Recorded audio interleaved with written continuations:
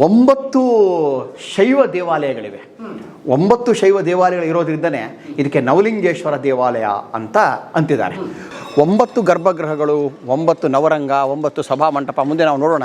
ಹೀಗೆ 9 ದೇವಸ್ಥಾನಗಳನ್ನು ಒಂದೇ ಟೆಂಪಲ್ ಕಾಂಪ್ಲೆಕ್ಸ್ನಲ್ಲಿ ಹೊಂದಿರುವಂಥ ಬಹಳ ಒಂದು ಉತ್ತಮವಾದಂಥ ವಿಶಿಷ್ಟವಾದ ದೇವಸ್ಥಾನಕ್ಕೆ ನಾವು ಹೋಗ್ತಾ ಇದ್ದೀವಿ. ಈ ಕಲ್ಲು ನೋಡಿ ಹೇಳ್ಬೋದು ಸರ್, ಇದು ರಾಷ್ಟ್ರಕೂಟರ ಕಾಲದ ದೇವಸ್ಥಾನ. ಈ ರೀತಿ ರೆಡ್ ಸ್ಟೋನ್ ನಮಗೆ ಬರೋದು ಆ ಬಾದಾಮಿ ಚಾಲುಕ್ಯರು ಮತ್ತು ರಾಷ್ಟ್ರಕೂಟರು ಅಂತ. 30 ಹಳ್ಳಿಗಳಿಗೆ ಮುಖ್ಯ ಊರು ಬಂದ್ಬಿಟ್ಟು ಕುಕ್ನೂರು.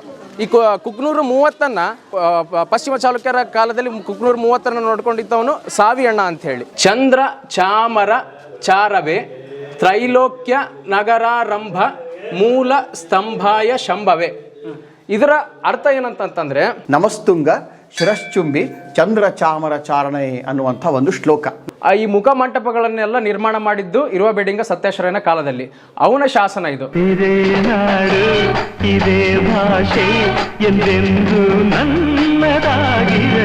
ಇದು ಸುಮಾರು 14ನೇ ಶತಮಾನದಲ್ಲಿ ಈ ಇದು ಏನಿದಲ್ಲ ಕಟ್ಟಡ ಏನೈತಲ್ಲ ಮುಸಲ್ಮಾನರ ದಾಳಿಗೆ ಒಳಗಾಗಿ ಸಂಪೂರ್ಣ ಏನೋ ಶಿಥಿಲಾವಸ್ಥೆಗೆ ಬಂದಿತ್ತು. ಇದನ್ನ ವಿಜಯನಗರದ ಅರಸ 2ನೇ ಹರಿಹರ ರಾಯ ಜೀರ್ಣೋದ್ಧಾರ ಮಾಡಿಸಿ ಈಗ ಕಟ್ಟಡವನ್ನು ಮತ್ತೆ ಕಟ್ಟಿಸ್ತಾನೆ. ಇದರ ಸಂಬಂಧಪಟ್ಟಂಥ ಶಾಸನ ಅಲ್ಲಿ ತೊಲೆ ಮೇಲಿದೆ. ಹೋದ್ರವರು ನಾವು ಕುಕ್ನೂರಿನ ಇತಿಹಾಸವನ್ನು ಐತಿಹಾಸಿಕವಾಗಿ ನೋಡೋದಾದರೆ, ಹಿಂದೆ ಕುಂತಳ ದೇಶವಂತ ಒಂದು ಪ್ರಸಿದ್ಧ ಆಗಿತ್ತು. ಅಂದರೆ ಕುಂತಳ ದೇಶ ಅಂತಂತಂದರೆ ಸೌತ್ ಮಹಾರಾಷ್ಟ್ರ, ದಕ್ಷಿಣ ಮಹಾರಾಷ್ಟ್ರ ಮತ್ತು ಉತ್ತರ ಕರ್ನಾಟಕ ಒಳಗೊಂಡಂಥ ಒಂದು ಭಾಗವನ್ನು ಕುಂತಳ ದೇಶ ಅಂತ ಕರೀತಿದ್ರು. ಆ ಕುಂತಳ ದೇಶಕ್ಕೆ ರಾಜಧಾನಿ ಬಂದ್ಬಿಟ್ಟು ಕುಂತಳಪುರ. ಆ ಕುಂತಳಪುರವೇ ಇಂದಿನ ಕುಕ್ನೂರು ಅಂತ ಬಹುತೇಕ ಭಾಳಷ್ಟು ವಿದ್ವಾಂಸರು ಇಂದು ಸಾಧಿಸಿದ್ದಾರೆ. ಅದರ ಹೊರತಾಗಿ ನಾವು ಶಾಸನಗಳ ಮೂಲಕ ಅಧಿಕೃತ ಮಾಹಿತಿ ನಾವು ಕಲೆ ಹಾಕೋದಾದರೆ, ಇಲ್ಲಿ ನಮಗೆ ಸುಮಾರು ಕುಕ್ನೂರಲ್ಲಿ 22 ಶಾಸನಗಳು ಸಿಗುತ್ತವೆ. ಅದರಲ್ಲಿ ಮೊದಲನೇದಾಗಿ ಬಾದಾಮಿ ಚಾಲುಕ್ಯರ 1ನೇ ವಿಕ್ರಮಾದಿತ್ಯ ಶಾಸನ ಕೂಡ ಇಲ್ಲಿ ಸಿಗುತ್ತೆ. ಕುಕ್ನೂರು ನಮ್ಮ ಕೊಪ್ಪಳ ಜಿಲ್ಲೆಯಲ್ಲಿ ಪ್ರಮುಖ ಅಗ್ರಹಾರ. ನಮ್ಮ ಕೊಪ್ಪಳ ಜಿಲ್ಲೆಯಲ್ಲಿ 6 ಅಗ್ರಹಾರಗಳು. ಅದರಲ್ಲಿ ಕುಕ್ನೂರು, ಮುಧೋಳ, ತಳಕಲ್ಲು, ಅಳವಂಡಿ, ಕವಲೂರು, ಅನಂತರ ಮಾದಿನೂರು ಅಂತ. ಇದು ಬಂದ್ಬಿಟ್ಟು ಮಹಾ ಅಗ್ರಹಾರ ಅಂತೇಳಿ. ಇಲ್ಲಿ 1,000 ಜನಕ್ಕಿಂತ ಹೆಚ್ಚು ಬ್ರಾಹ್ಮಣರ ವಸತಿ ಇತ್ತು. ಅನಂತರ ಇದು ಶಿಕ್ಷಣ ಕೇಂದ್ರವೂ ಹೌದು. ಇದು ಕುಕ್ನೂರಿನ ಇತಿಹಾಸ. ಅನಂತರ ಕುಕ್ನೂರನ್ನು ನೋಡೋದಂತಂದರೆ ಅನೇಕ ಆಡಳಿತ ಪ್ರಾಂತ್ಯಗಳು, ಕುಂತಳ ದೇಶದಲ್ಲಿ ಅನೇಕ ಆಡಳಿತ ಪ್ರಾಂತ್ಯಗಳನ್ನು ನೋಡ್ತೀವಿ. ಅದರಲ್ಲಿ ಪ್ರಮುಖ ಬಂದ್ಬಿಟ್ಟು ಬೆಳ್ವಲ 300 ಊರುಗಳನ್ನು ಒಳಗೊಂಡಂಥ ನಾಡನ್ನು ಬೆಳ್ವಲ ನಾಡು ಅಂತಂತಿದ್ರು. ಆ ಬೆಳ್ವಲ ನಾಡು 300ರಲ್ಲಿ ಪ್ರಮುಖ ಕೇಂದ್ರ ಬಂದು ಕುಕ್ನೂರು. ಇದು ಕೂಡ ಒಂದು ಉಪ ಆಡಳಿತ ವಿಭಾಗ. ಕುಕ್ನೂರು 30 ಅಂತ ಕರೀತಿದ್ರು ಸರ್. 30 ಹಳ್ಳಿಗಳಿಗೆ ಮುಖ್ಯ ಊರು ಬಂದ್ಬಿಟ್ಟು ಕುಕ್ನೂರು. ಈ ಕುಕ್ನೂರು 30ನ್ನ ಚಾಲುಕ್ಯರ ಪಶ್ಚಿಮ ಚಾಲುಕ್ಯರ ಕಾಲದಲ್ಲಿ ಕುಕ್ನೂರು 30ನ್ನ ನೋಡ್ಕೊಂಡಿದ್ದವನು ಸಾವಿಯಣ್ಣ ಅಂತ ಹೇಳಿ ಇಲ್ಲಿಯ ಅಧಿಕಾರಿ, ಅವನ ಹೆಸರು. ಇಷ್ಟು ಕುಕ್ನೂರಿನ ಇತಿಹಾಸ ಸರ್. ನೋಡಿ, ನೀವು ಆಗಲೇ ಕೇಳ್ತಾ ಇದ್ರಲ್ಲ ಈ ಶೈಲಿಗಳನ್ನು, ದೇವಸ್ಥಾನದ ಶೈಲಿಗಳನ್ನು ನಾವು ಹೇಗೆ ಗುರುತಿಸೋದು ಅಂತ. ಇಲ್ಲೇ ನೀವು ಎರಡೂ ನೋಡಿಬಿಟ್ರೆ ನಮಗೆ ಗೊತ್ತಾಗ್ಬಿಡುತ್ತೆ. ಈ ಕೆಳಗಿನ ಭಾಗ ಮಾತ್ರ ನೋಡಿ ಸರ್. ಇದು ಕಲ್ಯಾಣ ಚಾಲುಕ್ಯ ಇದು ಸ್ಟೈಲು ಪೇಂಟ್ ಮಾಡಿಬಿಟ್ಟಿದ್ದಾರೆ ಟ್ರಸ್ಟ್ನವರು, ಆಮದ್ ಬೇರೆ. ಇದನ್ನ ನೋಡಿಬಿಡಿ. ಈ ಕುಕ್ನೂರು ಮಹಾಮಾಯಿ ದೇವಸ್ಥಾನದ ಹಿಂದ್ಗಡೆನೆ ನಾವು ನವಲಿಂಗೇಶ್ವರ ದೇವಸ್ಥಾನ ಅಂತ ನಾವೀಗ ಹೋಗ್ತಾ ಇದ್ದೀವಿ. ನವಲಿಂಗೇಶ್ವರ ದೇವಸ್ಥಾನ ಅಂದರೆ ನವ ಅಂದರೆ ಸಂಸ್ಕೃತದಲ್ಲಿ, ಹಿಂದಿಯಲ್ಲಿ 9, ಲಿಂಗೇಶ್ವರ ಅಂತಂದರೆ ಈಶ್ವರನ ದೇವಸ್ಥಾನ. 9 ಈಶ್ವರ ದೇವಸ್ಥಾನಗಳನ್ನು ಹೊಂದಿರುವಂಥ ಭಾಳ ವಿಶಿಷ್ಟವಾದ ದೇವಸ್ಥಾನ. 9 ಗರ್ಭಗೃಹಗಳು, 9 ನವರಂಗ, 9 ಸಭಾಮಂಟಪ, ಮುಂದೆ ನಾವು ನೋಡೋಣ. ಹೀಗೆ 9 ದೇವಸ್ಥಾನಗಳನ್ನು ಒಂದೇ ಟೆಂಪಲ್ ಕಾಂಪ್ಲೆಕ್ಸ್ನಲ್ಲಿ ಹೊಂದಿರುವಂಥ ಭಾಳ ಒಂದು ಉತ್ತಮವಾದಂಥ ವಿಶಿಷ್ಟವಾದ ದೇವಸ್ಥಾನಕ್ಕೆ ನಾವು ಹೋಗ್ತಾ ಇದ್ದೀವಿ. ನಾನು ಅವಾಗ ಹೇಳ್ತಾ ಇದ್ದೆ ನಿಮಗೆ, ಈ ರೆಡ್ ಸ್ಟೋನ್ನ ನಾವು ನೋಡ್ತಾ ಇದ್ದೀವಿ. ನೋಡ್ತಾ ಇದ್ದೀವಿ ನೋಡಿ ಸರ್. ಇದನ್ನು ನೋಡಿಬಿಟ್ರೆ ನಮ್ಮ ಇತಿಹಾಸ ತೆಗೆದ್ರೆ ಹೇಳ್ಬಿಡ್ತಾರೆ, ಇದು ರಾಷ್ಟ್ರಕೂಟ ಕನ್ಸ್ಟ್ರಕ್ಷನ್ ಅಂತ. ಡೌಟೇ ಇಲ್ಲ ಸರ್, 100% ಇದು ರಾಷ್ಟ್ರಕೂಟರ ಕಾಲದ ದೇವಾಲಯ ಅಂತಾನೆ ನಾವು ಹೇಳ್ಬೋದು. ಈ ಕಲ್ನೋಡೆ ಹೇಳ್ಬೋದು ಸರ್, ಇದು ರಾಷ್ಟ್ರಕೂಟರ ಕಾಲದ ದೇವಸ್ಥಾನ. ಈ ರೀತಿ ರೆಡ್ ಸ್ಟೋನ್ ನಮಗೆ ಬರೋದು ಆ ಬಾದಾಮಿ ಚಾಲುಕ್ಯರು ಮತ್ತು ರಾಷ್ಟ್ರಕೂಟರು ಅಂತ. ಗುಹೆಗಳ ಕೆತ್ತಿದಾರಲ್ಲ, ಅದಕ್ಕಿಂತ ಸ್ವಲ್ಪ ನೆಕ್ಸ್ಟ್ ಸ್ಟೇಜ್ ಇದು ರಾಷ್ಟ್ರಕೂಟರು ಅಂತ. ಸೊ ಈ ಕಲ್ಲಿನ ಆಧಾರದ ಮೇಲೆ ಕಡೆ ನಾವು ಇದು ರಾಷ್ಟ್ರಕೂಟರು ಅಂತ ಹೇಳ್ಬೋದು. ಇದಕ್ಕೆ ಸಾಕಷ್ಟು ಶಾಸನಗಳ ಆಧಾರಗಳು ಕೂಡ ಇವೆ. ರಾಷ್ಟ್ರಕೂಟರ ಕಾಲದಲ್ಲಿ ನಿರ್ಮಾಣಗೊಂಡಂಥ ದೇವಾಲಯ ಇದು ಅಂತ.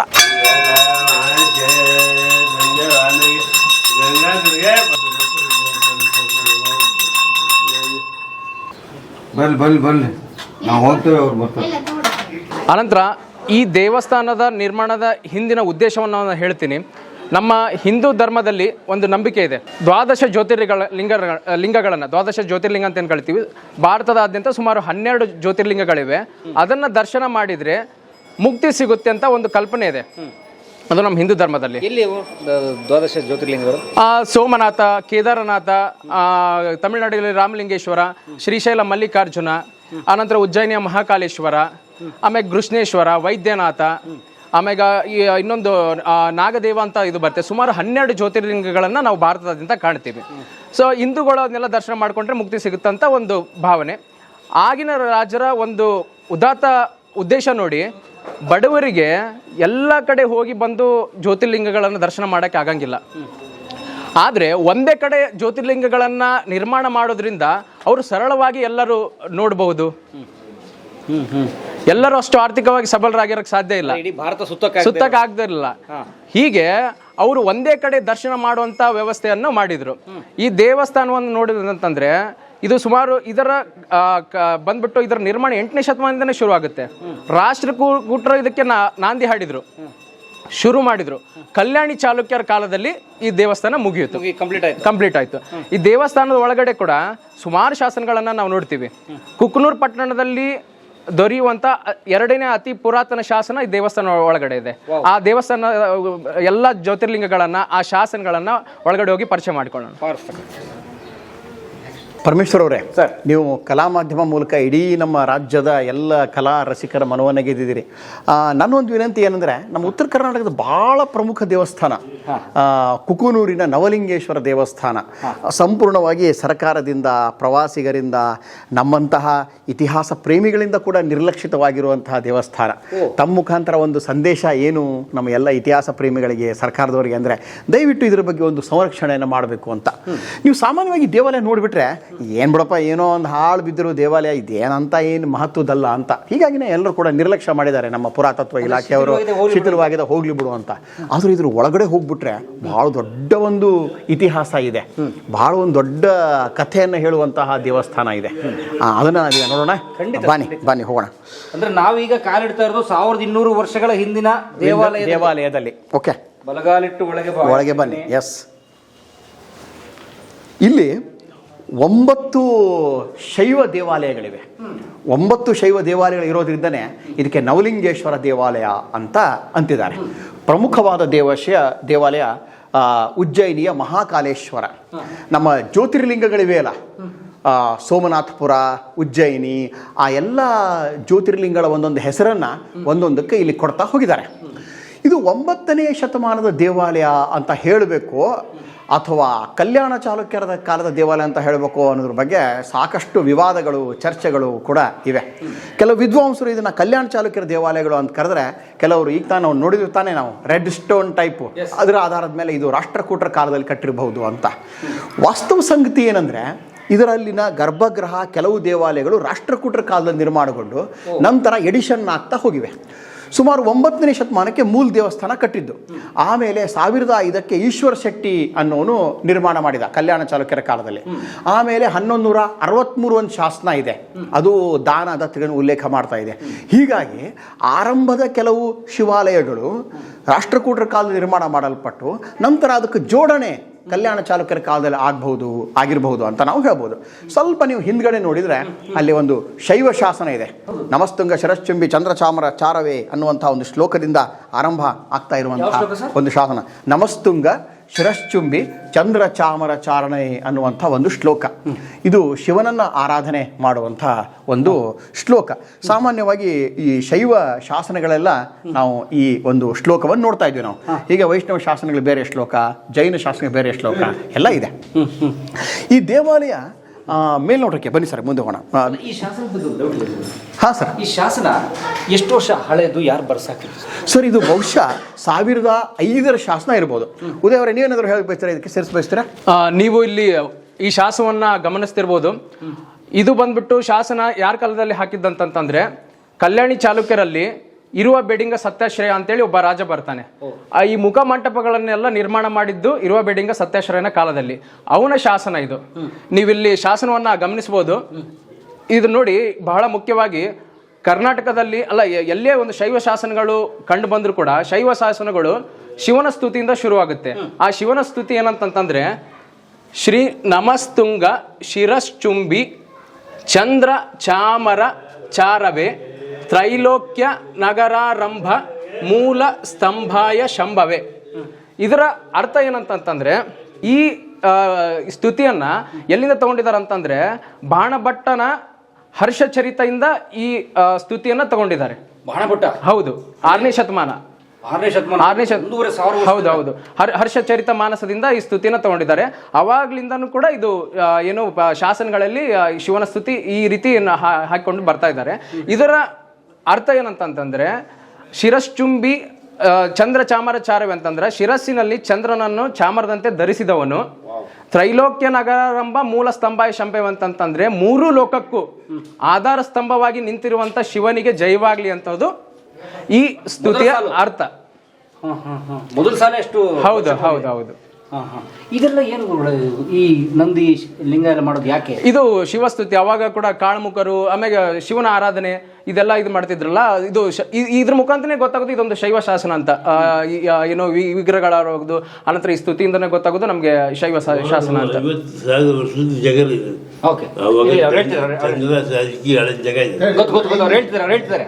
ಇದ್ರ ಬಗ್ಗೆ ಹೆಚ್ಚಿನ ಮಾಹಿತಿ ಅಂದ್ರೆ ಸರ್ ತಗೋಬಹುದು ಸರ್. ನಂಗೆ ಇದ್ರ ಬಗ್ಗೆ ಶಿಲ್ಪದ ಬಗ್ಗೆ. ಆಮೇಲೆ ಇದರಲ್ಲಿ ಏನಿದೆ ಆಕ್ಚುಲಿ ಕಂಟೆಂಟ್ ಸರ್? ಇದು ಅದೇ ಏನು ಮುಖಪ್ಪ ಮಂಟಪವನ್ನು ಇರುವ ಬೆಡ್ಡಿಂಗ್ ಸತ್ತಾಶ್ರಯ ನಿರ್ಮಿಸಿದಾನ ಅಂತೇಳಿ ಒಂದು ಏನೋ ಇದೆ ಸರ್. ಇದರಲ್ಲಿ ಇದ್ರದ್ದು ಶಾಸನ ಪಾಠ ಇದೆ ಸರ್. ತಂದಿಲ್ಲ ಸರ್ ಇಲ್ಲಿ ನಮ್ಮ ಕೊಪ್ಪಳ ಜಿಲ್ಲಾ ಶಾಸನ ಸಂಪುಟದಲ್ಲಿ ಇದೆ ಸರ್, ಸಂಪೂರ್ಣ ಮಾಹಿತಿ ಇದೆ. ಈ ದೇವಸ್ಥಾನದಲ್ಲಿ ನಾವೀಗಾಗಲೇ ಚರ್ಚೆ ಮಾಡಿದ ಹಾಗೆ 9 ಲಿಂಗುಗಳನ್ನು ಇಲ್ಲಿ ಪ್ರತಿಷ್ಠಾಪನೆ ಮಾಡಲಾಗಿದೆ. ಸಾಮಾನ್ಯವಾಗಿ ಗರ್ಭಗೃಹ, ಅಂತರಾಳ, ಸಭಾಮಂಟಪ, ಮುಖಮಂಟಪ ಇರ್ತಾವೆ. ಆದರೆ ಇದು ಮೇಲಿಂದ ಮೇಲೆ ಜೀರ್ಣೋದ್ಧಾರಗೊಂಡಿದ್ದರಿಂದ ಆರಂಭದಲ್ಲಿ ಗರ್ಭಗೃಹಗಳು ನಂತರ ಮುಖಮಂಟಪ ನಿರ್ಮಾಣ ಆಗಿರೋದ್ರಿಂದ ಸ್ವಲ್ಪ ಇದರಲ್ಲಿ ಒಂದು ಏಕರೂಪತೆ ಇಲ್ಲ, ಬೇರೆ ಬೇರೆ ರೀತಿ ಇದೆ. ಬಟ್ ನಾವು ಈಗ ತಾನೇ ನಮ್ಮ ಇವ್ರು ಹೇಳಿದ ಹಾಗೆ ಕಲ್ಯಾಣ ಚಾಲುಕ್ಯರ ಶೈಲಿಯನ್ನು ನಾವು ನೋಡ್ತಾ ಇದ್ದೀವಿ. ನೋಡಿ, ಇದಕ್ಕೆ ನಾವು ದ್ವಾರಬಂಧ ಅಂತ ಕರಿತಾ ಇದ್ದೀವಿ. ಎಸ್ ಸರ್, ಈ ಸ್ಟ್ರಕ್ಚರ್ಗೆ ಇದೆಲ್ಲ ಸುಣ್ಣ ಹಚ್ಚಿಬಿಟ್ಟು ನಮ್ಮ ಜನ ಐತಿಹಾಸಿಕ ಪ್ರಜ್ಞೆ ಇಲ್ಲ ಸರ್. ನಾನು ಹೇಳ್ತಾ ಇದ್ದಿಲ್ಲ ಈಗ ನಿಮಗೆ, ಸುಣ್ಣ ಹಚ್ಚಬಾರ್ದು ಸರ್. ಒರಿಜಿನಾಲಿಟಿಯನ್ನು ನಾವು ಕಾಪಾಡ್ಕೊಳ್ಬೇಕು. ಅವಾಗ ಮಾತ್ರ ನಮಗೆ ನಿಜವಾದ ಶಿಲ್ಪದ ಸೌಂದರ್ಯ ಗೊತ್ತಾಗ್ತದೆ. ನೀವು ಸುಣ್ಣ ಹಚ್ಚಿಬಿಟ್ರೆ ಆ ಶಿಲ್ಪದ್ದು ಎಲ್ಲ ಹೋಗ್ಬಿಡ್ತದೆ. ನೋಡಿ ಸರ್, ಸ್ವಲ್ಪ ಇದನ್ನ ಝೂಮ್ ಮಾಡಿ ತಗೊಳ್ಳಿ. ನೋಡಿ, ಇಲ್ಲಿ ನಾವು ಮುಂದೆ ಇಟಗಿ ಮಹಾದೇವ ದೇವಾಲಯ ನೋಡುವಾಗ ನಾವು ಅಲ್ಲಿ ಸುಣ್ಣ ಹಚ್ಚಿಲ್ಲ, ಎಷ್ಟು ಚೆನ್ನಾಗಿ ಅದು ಕಾಣ್ತದೆ. ಇಲ್ಲಿ ಸುಣ್ಣ ಹಚ್ಚಿಬಿಟ್ಟಿದ್ದಾರೆ. ಇಲ್ಲಿ ಏನ್ ಶಿಲ್ಪ ಇದೆ ಅನ್ನೋದೇ ನಮಗೆ ಕಂಡುಬರಲ್ಲ. ಇಲ್ಲಿ ನೋಡಿ ಕಂಪ್ಯಾರಿಸನ್. ಇಲ್ಲಿ ಗಜಲಕ್ಷ್ಮಿ ಇದೆ. ಈ ಭಾಗಕ್ಕೆ ನಾವು ವಾಸ್ತುಶಿಲ್ಪ ಶಾಸ್ತ್ರದಲ್ಲಿ ಲಲಾಟ ಬಿಂಬ ಅಂತ ಕರಿತಾ ಇದ್ದೀವಿ. ಲಲಾಟ ಬಿಂಬ ಅಂದ್ರೆ ದ್ವಾರಭಂಗದ ಮೇಲ್ಭಾಗದ ಮಧ್ಯದಲ್ಲಿ ಇರುವಂತಹ ಶಿಲ್ಪ. ಇದಕ್ಕೆ ಲಲಾಟ ಬಿಂಬ ಅಂತೀವಿ ನಾವು. ಕಲ್ಯಾಣ ಚಾಲುಕ್ಯರು ಈ ಭಾಗದಲ್ಲಿ ಬಹಳ ಪ್ರಾಮಿನೆಂಟ್ ಆಗಿ ಪ್ರಮುಖವಾಗಿ ಆಳಿದಂತಹ ದೊರೆಗಳವರು. ಕಲ್ಯಾಣ ಚಾಲುಕ್ಯರು ಅಂದ್ರೆ ಇವನ್ ಬಿಜ್ಜಳ? ನೋ ಸರ್, ಬಿಜ್ಜಳ ಅಂದ್ರೆ ಅವರು ಕಲ್ಯಾಣ ಚಾಲುಕ್ಯರ ಮಾಂಡಲೀಕರಾದಂತಹ ಕಳಚೂರಿಗಳ ಪ್ರಮುಖ ದೊರೆ ಅವನು. ಕಲ್ಯಾಣ ಚಾಲುಕ್ಯರ ಪ್ರಮುಖ ದೊರೆ ಅಂದ್ರೆ 6ನೇ ವಿಕ್ರಮಾದಿತ್ಯ ಅಂತ ಬರ್ತಾನೆ. ಅವನ ಕಾಲದಲ್ಲೇ ನಮ್ಮ ಭಾಗದಲ್ಲೆಲ್ಲ ದೇವಾಲಯಗಳು ಹೆಚ್ಚಾಗಿ ಕಟ್ಟಲ್ಪಟ್ಟು ಕೊಪ್ಪಳ, ಗದಗು, ಧಾರವಾಡ, ಹುಬ್ಬಳ್ಳಿ, ಬಾಗಲಕೋಟೆ, ವಿಜಯಪುರ ಈ ಭಾಗದಲ್ಲೆಲ್ಲ ಮುಖ್ಯ ದೇವಾಲಯ ನಿರ್ಮಾಣ ಮಾಡಿದ್ರು ಕಲ್ಯಾಣ ಚಾಲುಕ್ಯರೇ. ಇವರು ದೊಡ್ಡ ಸಾಮ್ರಾಜ್ಯ ಇವ್ರದ್ದು. ಇವ್ರ ರಾಜಧಾನಿ ಬಸವ ಕಲ್ಯಾಣ ಅಂತ. ಅದು ಬಂದ್ಬಿಟ್ಟು ಬೀದರ್ನಲ್ಲಿದೆ. ಆದರೆ ಬೀದರ್ನಲ್ಲಿ ಇಲ್ಲಿ ಎಷ್ಟು ರಿಚ್ ಇಲ್ಲ. ಆದರೆ ಯಾವುದೋ ಟೆಂಪಲ್ ಬಿಲ್ಡಿಂಗ್ ಆಕ್ಟಿವಿಟಿ ಆಗಿದ್ದು ಈ ಜಿಲ್ಲೆಗಳನ್ನೇ ಪ್ರಮುಖವಾಗಿ. ನಮ್ಮ ಧಾರವಾಡ, ಗದಗ್, ಕೊಪ್ಪಳ, ಹಾವೇರಿ, ಸ್ವಲ್ಪ ಪ್ರಮಾಣಕ್ಕೆ ದಾವಣಗೆರೆ, ಈ ಉತ್ತರ ಕರ್ನಾಟಕದಲ್ಲೇ ಅವರು ಹೆಚ್ಚು ದೇವಾಲಯಗಳು ಕಂಡು ಬರ್ತಾ ಇವೆ. ವಿಶೇಷವಾಗಿ ನಮ್ಮ ಗದಗು ಮತ್ತು ಕೊಪ್ಪಳ ಜಿಲ್ಲಾ ಈ ಸಂದರ್ಭದಲ್ಲಿ ಬಹಳ ರಿಚ್ ಹೆರಿಟೇಜ್ ಅನ್ನು ಹೊಂದಿದೆ. ಈ ಕಾಲದ ಎಲ್ಲ ದೇವಾಲಯಗಳ ವಿಶೇಷತೆ ಏನಪ್ಪಾ ಅಂದ್ರೆ ಲಲಾಟ ಬಿಂಬದಲ್ಲಿ ಗಜಲಕ್ಷ್ಮಿ. ನೀವು ಪ್ರಶ್ನೆ ಕೇಳೋದು ಈಗ, ಸರ್ ಗಜಲಕ್ಷ್ಮಿನೇ ಯಾಕೆ ಹಾಕ್ಬಿಟ್ರಿ ಇಲ್ಲಿ ಅಂತ. ಬೇರೆ ಹಾಕ್ಬೋದಿತ್ತಲ್ಲ, ಶೈವ ದೇವಸ್ಥಾನ ತಾನೇ. ಇಲ್ಲಿ ಈಶ್ವರಂತ ಯಾವುದೋ ಒಂದು ರೂಪ, ನಟರಾಜನೋ, ತ್ರಿಪುರಾಂತಕ ದಹನನೋ, ಗಜಾಸುರ ಸಂಹಾರ ಮೂರ್ತಿನೋ ಯಾವುದೋ ರೂಪ ಹಾಕ್ಬೋದಲ್ಲ.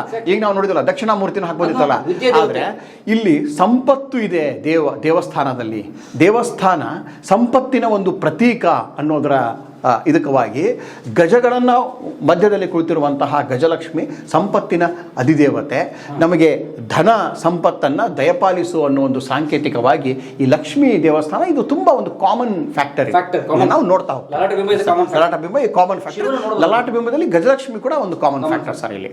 ಎಸ್ ಸರ್, ನೋಡ್ಬೋದು ಸರ್, ಬನ್ನಿ ನೋಡೋಣ ಸರ್. ಅಂದ್ರೆ ಗರ್ಭಗುಡಿ ಈಗ ಇದು ಬಳಕೆಯಲ್ಲಿಲ್ಲ ಸರ್. ಇದು ಅದಕ್ಕೆ ಈಗ ಏನೋ ಪೂಜೆ ಮಾಡಿದ್ದಾರೆ ಇವರು ಬಹುಶಃ, ಬಟ್ ಬಳಕೆಯಲ್ಲಿಲ್ಲ. ಹಿಂಗಾಗಿ ಈ ಸ್ಥಿತಿ ಪಡೆದಿದೆ. ಲಿಂಗ ಇದೆಯಲ್ಲ, ಇದು ಒರಿಜಿನಲ್ ಎಷ್ಟು ಚೆನ್ನಾಗಿದೆ ನೋಡಿ.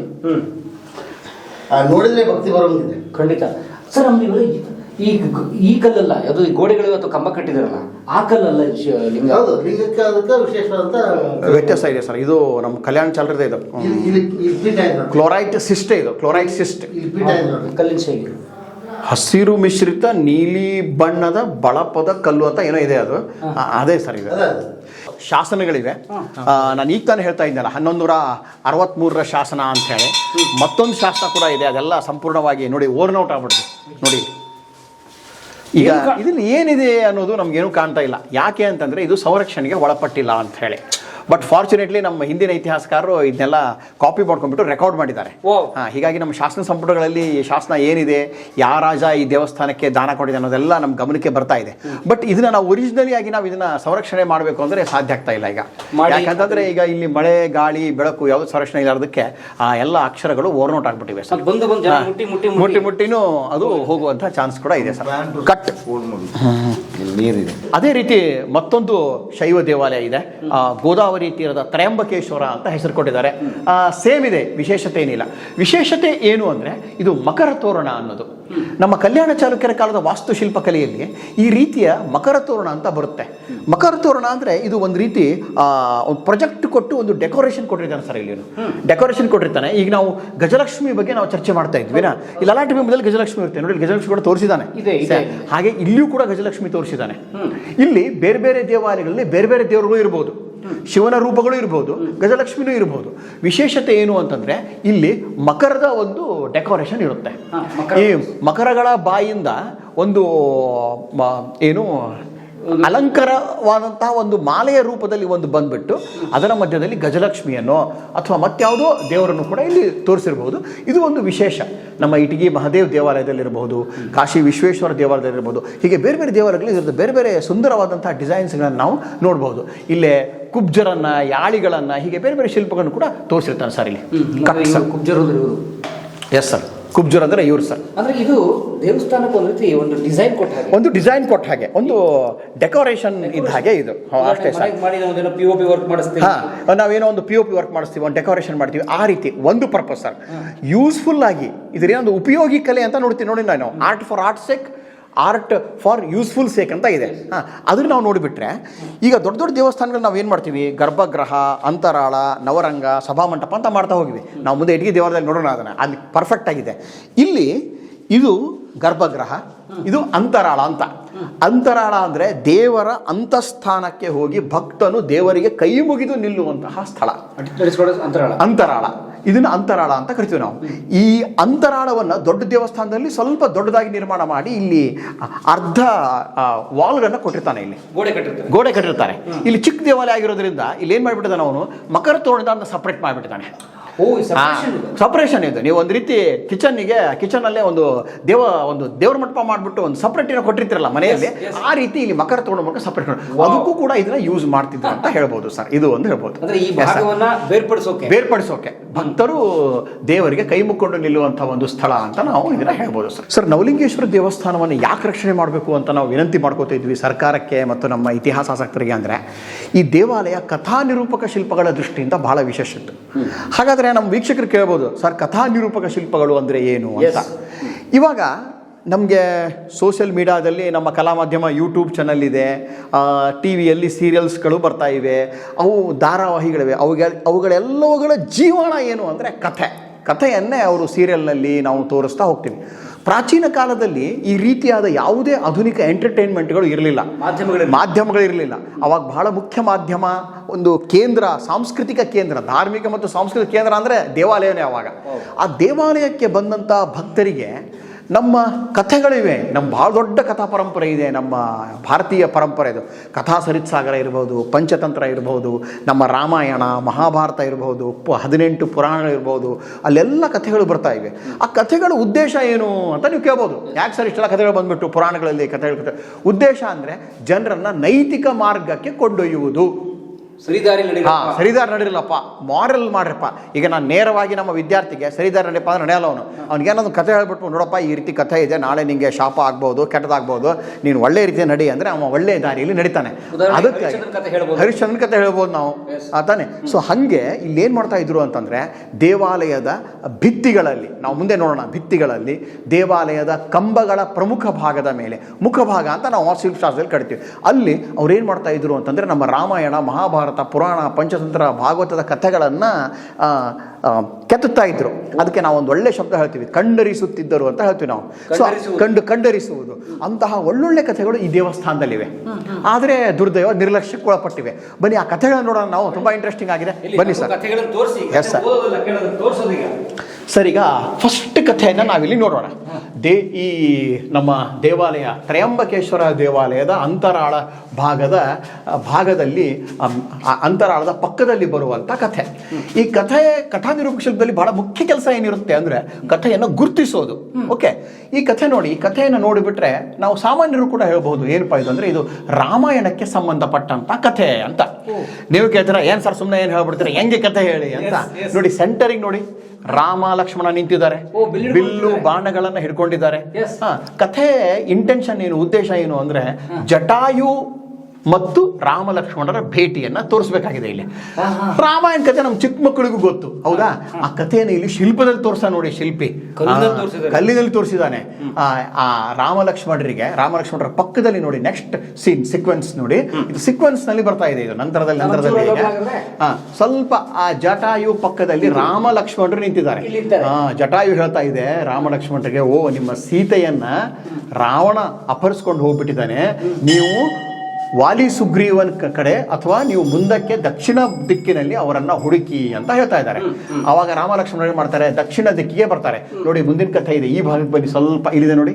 ಅಲ್ಲಿ ನಮ್ಮ ಹನುಮಂತನನ್ನ ಕಪಿಯ ರೂಪದಲ್ಲಿ ತೋರಿಸಿದ್ದಾರೆ.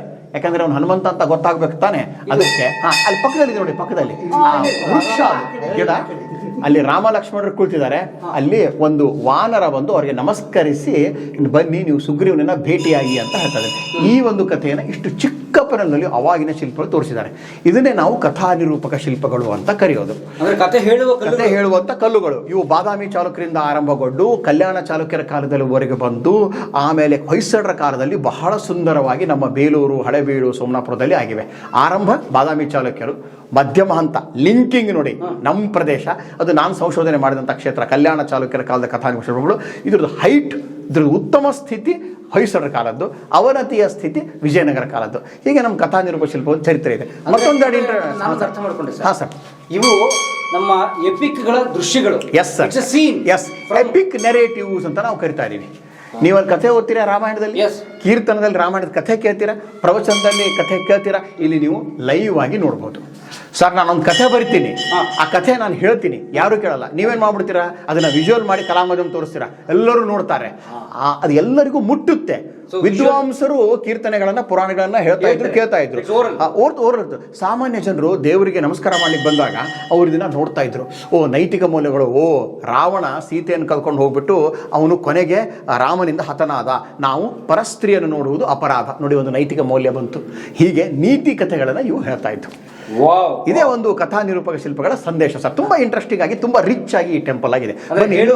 ನೋಡುವುದು ಮೋಸ್ಟ್ ಎಫೆಕ್ಟಿವ್ ಅನ್ನೋದನ್ನ ವಿಜುವಲ್ ಮೆಮರಿ, ಆ ವಿಜುವಲ್ ಮೆಮರಿಯನ್ನ ಇಲ್ಲಿ ತೋರಿಸ್ತಾ ಇದ್ದಾರೆ. ತುಂಬಾ ಒಳ್ಳೆ ಟೆಕ್ನಿಕ್. ಬರೀ ಇನ್ನೊಂದೆರಡು ಕಥೆಗಳನ್ನ ನೋಡೋಣ ಈ ದೇವಸ್ಥಾನದ. ಗುರುಗಳ ಏನ್ ಕಥೆ ಇದು ಸರ್? ಇದು ಕಥಾ ನಿರೂಪಕ ಶಿಲ್ಪಗಳನ್ನ ಕಂಬಗಳ ಮುಖಭಾಗದಲ್ಲಿ ಕೂಡ ತೋರಿಸ್ತಾ ಇದ್ರು ಅಂತ ನಾನು ಹೇಳಿದೆ ತಾನೆ, ಅದನ್ನ ನಾವೀಗ ಇಲ್ಲಿ ನೋಡೋಣ.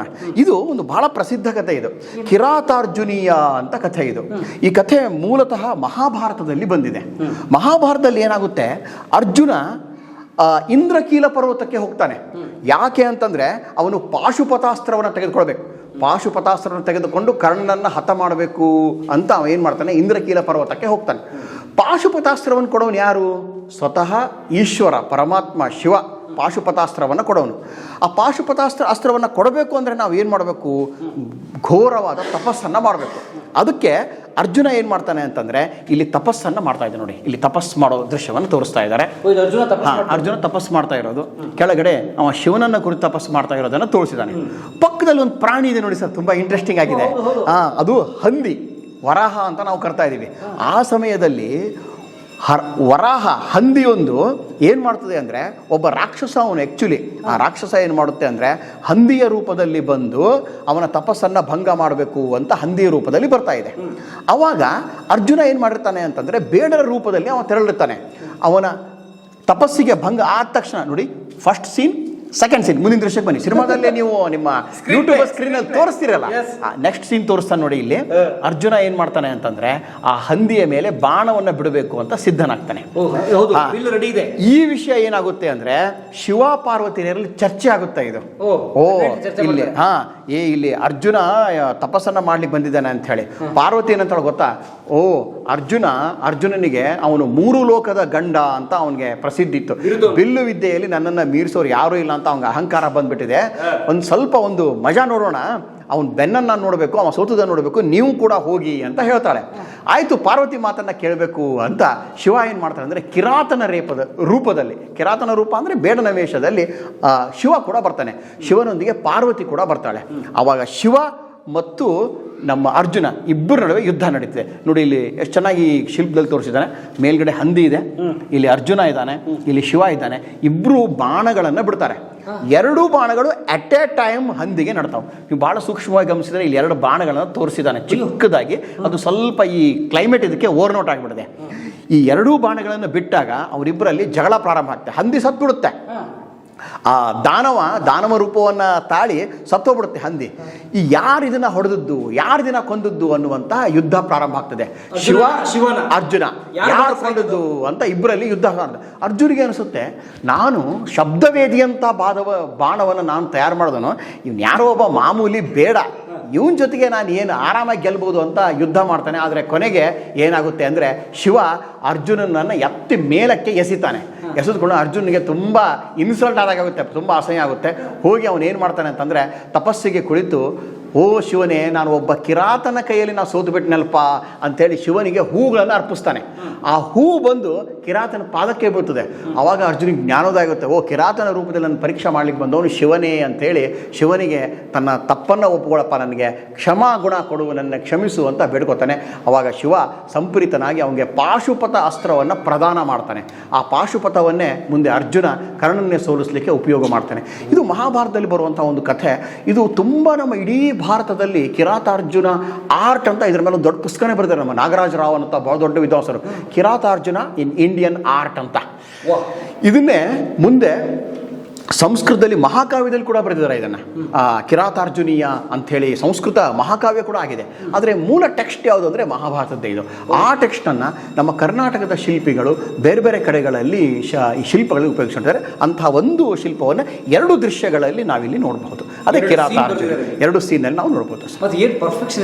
ತುಂಬ ಚೆನ್ನಾಗಿ ಇದನ್ನು ಸಣ್ಣ ಡೀಟೇಲ್ಸ್ ಕೂಡ ಇದರಲ್ಲಿ ತೋರಿಸಿದ್ದಾರೆ. ಅಂತಹ ಒಂದು ದೃಶ್ಯವನ್ನು ನಾವಿಲ್ಲಿ ನೋಡ್ತಾ ಇದೀವಿ ಸರ್. ಮುಂದಿನ ಕಥೆಗೆ ಹೋಗ್ಬೋದು. ಒಂದು ಸಣ್ಣ ಪ್ರಶ್ನೆ. ಹಾಂ ಸರ್. ಇಷ್ಟು ಸೂಕ್ಷ್ಮವಾಗಿ ಇಷ್ಟು ಅಚ್ಚುಕಟ್ಟಾಗಿ ಸಾವಿರಾರು ವರ್ಷ ಉಳ್ಕೊಳ್ಳುವಂತ ಶಿಲ್ಪಗಳನ್ನು ಕೆತ್ತಿದಿರಲ್ಲ. ಬರೀ ಶಿಲ್ಪಗಳಲ್ಲ, ಕಥೆಗಳು ಸರ್. ಶಿಲ್ಪಿಗಳಿಗೆ ಅಷ್ಟು ಕಥೆಗಳ ಬಗ್ಗೆ, ನಮ್ಮ ಶಾಸ್ತ್ರ ಅಥವಾ ಪುರಾಣಗಳ ಬಗ್ಗೆ ಅಷ್ಟು ಆಸಕ್ತಿ ಅಥವಾ ಓದುತ್ತಾ? 100% ಸರ್. ಒಬ್ಬ ಶಿಲ್ಪಿ ಒಂದು ಕಥಾನಕವನ್ನು ಕೆತ್ತಬೇಕು ಅಂತಂದ್ರೆ ಅವನು ಕಥೆಗೆ ನಿಷ್ಠನಾಗೇ ಇರಬೇಕು. ಈ ನಾವು ಮುಂದೆ ಚರ್ಚೆ ಮಾಡೋಣ ನಮ್ಮ ಇಟಗಿ ದೇವಾಲಯ ಬಗ್ಗೆ ಮಾಡುವಾಗ. ಇಲ್ಲಿ ಶಿಲ್ಪಗಳಲ್ಲಿ ಬೇರೆ ಬೇರೆ ಶಿಲ್ಪಗಳಿವೆ. ಆರಾಧನಾ ಶಿಲ್ಪಗಳು, ಕಥಾನಕ ಶಿಲ್ಪಗಳು, ಸಾಂಪ್ರದಾಯಿಕ ಶಿಲ್ಪಗಳು, ಅಲಂಕಾರಿಕ ಶಿಲ್ಪಗಳು ಅಂತ. ಅಲಂಕಾರಿಕ ಶಿಲ್ಪಗಳಲ್ಲಿ ಶಿಲ್ಪಿಗೆ ಸ್ವಾತಂತ್ರ್ಯ ಇದೆ. ಅವನೇನಾದರೂ ಅಲಂಕಾರ ಮಾಡಬಹುದು, ಅವನಿಗೆ ಕಟ್ಪಾಡಿಲ್ಲ. ಬಟ್ ಆರಾಧನಾ ಶಿಲ್ಪಗಳು, ನೀವು ಹೋಗಿ ನಮಸ್ಕಾರ ಮಾಡ್ತೀರಾ ತಾನೆ, ಶಿವ ಹೀಗೆ ಇರಬೇಕು, ಶಿವನ ಕೈಯಲ್ಲಿ ಡಮರೆ ಇರಬೇಕು, ವಿಷ್ಣುವಿನ ಕೈಯಲ್ಲಿ ಗದೆನೇ ಇರಬೇಕು, ಅಲ್ಲೇನೋ ಸ್ವತಂತ್ರ ಮಾಡೋಂಗಿಲ್ಲ. ಮಾಡಿಬಿಟ್ರೆ ಶಾಸ್ತ್ರಕ್ಕೆ ಅಪಚಾರ ಮಾಡಿದವ. ಈ ಥೇರಿನ ತೊಗೊಂಬಂದ್ಬಿಟ್ಟು ನಮ್ಮ ಕಥಾನಕಗಳಿಗೆ ಕೂಡ ನಾವು ಹಚ್ಚಬಹುದು. ಪುರಾಣಗಳಲ್ಲಿ, ಭಾಗವತಗಳಲ್ಲಿ, ರಾಮಾಯಣ ಮಹಾಭಾರತ ಬರುವಂತಹ ಕಥೆಗಳನ್ನೇ ಅವ ಇಲ್ಲಿ ಡಿಪಿಕ್ಟ್ ಮಾಡಬೇಕು. ನೋಡಿ, ಒಂದು ಇಡೀ ಕಥೆ ಇದೆ ರಾಮಾಯಣದ್ದು. ಎಲ್ಲಾನು ಶುದ್ಧದಲ್ಲಿ ತೋರ್ಸೋಕ್ಕಾಗಲ್ಲ. ಒಂದು ಸೀಕ್ವೆನ್ಸ್ ಮಾತ್ರ ತೋರಿಸಿದ ಅವ, ಅಲ್ಲೇ ಜಟಾಯು ಭೇಟಿ ಮಾತ್ರ ತೋರಿಸಿದ. ಹಾಗೆ ನಮ್ಮ ಶಿವಪುರಾಣಗಳಲ್ಲಿ ಕೂಡ ಅನೇಕ ಕಥೆಗಳಿವೆ, ಅವನು ಕೂಡ ತೋರಿಸಿದ್ದಾನೆ. ಅವನು ಇದು ನವಲಿಂಗೇಶ್ವರ ಶೈವ ದೇವಾಲಯ ಆಗಿರೋದ್ರಿಂದ ಇಲ್ಲಿ ಅವ ಏನು ಮಾಡಿದ್ದಾನೆ ಅಂತಂದರೆ ಶಿವಪುರಾಣದಲ್ಲಿ ಬರುವಂತಹ ಕಥೆಗಳನ್ನು ತೋರಿಸಿದ್ದಾನೆ ಅಂತ. ಅದನ್ನು ಇಡೀ ಕಥೆಯನ್ನು ಒಂದೇ ದೃಷ್ಟಿಯಲ್ಲಿ ತೋರಿಸ್ತಾನೆ. ನೋಡಿ ಶಿಲ್ಪಿ ಎಷ್ಟು ಚಾಕಚಕ್ಯತೆ ಬರ್ತಾನೆ. ಬನ್ನಿ, ಅದೊಂದು ಸ್ಯಾಂಪಲ್ ನೋಡಿ ಸರ್. ಇದು ಒಂದು ಕಥೆ ಇದೆ ಇಲ್ಲಿ. ಇದಕ್ಕೆ ನಾವು ತ್ರಿಪುರಾಂತಕ ದಹನ ಅಂತ ಕರಿತಾ ಇದ್ದೀವಿ. ಇದು ಶಿವಪುರಾಣ, ಸ್ಕಂದ ಪುರಾಣ, ಹೀಗೆ ಬೇರೆ ಬೇರೆ ಪುರಾಣಗಳಲ್ಲಿ ಈ ಕಥೆ ಬರ್ತದೆ. ಕಥೆಯ ಇಷ್ಟು ಸಂಕ್ಷಿಪ್ತವಾಗಿ ಏನು ಹೇಳ್ಬೇಕಂದ್ರೆ, ಒಂದು ಸರ್ತಿ 3 ಮಂದಿ ದಾನವರು, ಆ ದಾನವರ ಹೆಸರು ಕಂಡು ತಕ್ಷಣ ನೆನಪಾಗ್ತಾ ಇಲ್ಲ, ಆ 3 ದಾನವರು ಏನು ಮಾಡ್ತಾರೆ ಅಂದರೆ, ಅವರು ಬ್ರಹ್ಮನಲ್ಲಿ ತಪಸ್ಸನ್ನು ಮಾಡಿ ಒಂದು ವರವನ್ನು ಪಡ್ಕೋತಾರೆ. ಏನು ಅಂದರೆ, ನಾವು 3 ಪುರಗಳನ್ನು ನಿರ್ಮಿಸ್ಕೋತೀವಿ, ನಮ್ಮನ್ನು ಯಾರೂ ಕೊಲ್ಲಬಾರ್ದು, ನಮಗೆ ದಯವಿಟ್ಟು ಈ ಒಂದು ವರವನ್ನು ಕೊಡಿ ಅಂತ ಕೇಳ್ಕೊತಾರೆ. ಚಿರಂಜೀವಿಗಳಾಗಬೇಕು ಅಂತ ವರ ಕೊಡ್ರಿ ಅಂತ ಕೇಳ್ತಾರೆ. ಈ ಬಹುತೇಕ ಜನರದ್ದು ಅದೇ. ಬಹುತೇಕ ರಾಕ್ಷಸರ ಏನು ಒಂದು ಡಿಮಾಂಡ್ ಏನಪ್ಪ ಅಂದರೆ, ನಾನು ಚಿರಂಜೀವಿ ಆಗ್ಬೇಕಂತ. ಬ್ರಹ್ಮ ಹೇಳ್ತಾ, ನೋಡಪ್ಪ ಹಾಗೆಲ್ಲ ಕೊಡೋಕ್ಕಾಗಲ್ಲ, ಜಾತಸ್ಯ ಮರಣಂ ಧ್ರುವಂ ಅಂತ ಒಂದು ಮಾತು ಬರ್ತಿದೆ ಪುರಾಣಗಳಲ್ಲಿ, ಹುಟ್ಟಿದವನು ಸಾಯಲೇಬೇಕು, ನೀ ಏನೋ ಒಂದು ವಿಶಿಷ್ಟವಾದಂತಹ ಸಾವನ್ನು ಕೇಳ್ಕೊ ಕೊಡ್ತೀನಿ, ಹಂಗೆ ಮಾತ್ರ ಕೊಡೋಕ್ಕಾಗಲ್ಲ ಅಂತಾನೆ. ಆಯಿತು, ನಮಗೆ 3 ಪುರಗಳನ್ನು ನೀವು ನಮಗೆ ಪ್ರದಾನ ಮಾಡಿ, ಆ ಪುರಗಳನ್ನು ಧ್ವಂಸ ಮಾಡುವಾಗ 3 ಪುರಗಳು ಒಂದೇ ದಿಕ್ಕಿನಲ್ಲಿ ಬರಬೇಕು, ಒಂದೇ ಬಾಣದಿಂದ 3 ಕೊಲ್ಲಬೇಕು, ಆವಾಗ ಮಾತ್ರ ನಮಗೆ ಸಾವು ಬರಲಿ ಅಂತ ಅವರು ಕೇಳ್ಕೊತಾರೆ. ಆಯಿತು, ತಥಾಸ್ತು ಅಂತ ಹೇಳ್ತಾನೆ. ತಥ ಅಸ್ತು, ನೋಡಿ ಎಷ್ಟು ಚೆನ್ನಾಗಿದೆ, ನೀನೇನು ಕೇಳ್ಕೋತಿ ಹಾಗಾಗಲಿ ಅಂತ ಅರ್ಥ.